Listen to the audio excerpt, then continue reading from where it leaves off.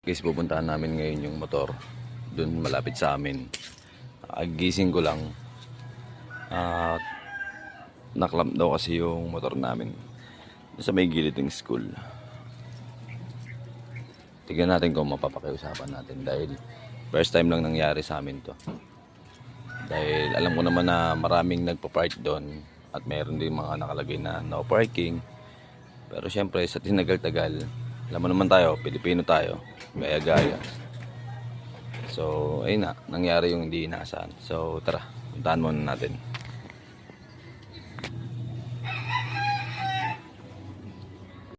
Ay. So, ayun, ito rin pala, nakalamp din.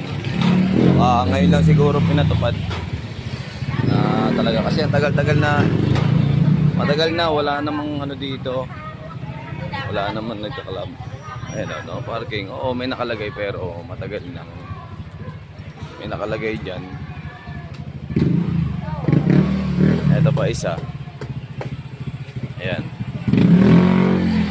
Ayan, isa. Dalawa. Tapos ayun yung motor namin.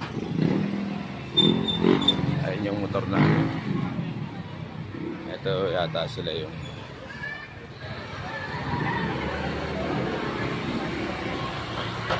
ito yung motor namin. Sir. Apo. Wala eh. Ngayon lang kasi ay hindi po kasi namin ano eh kasi kasi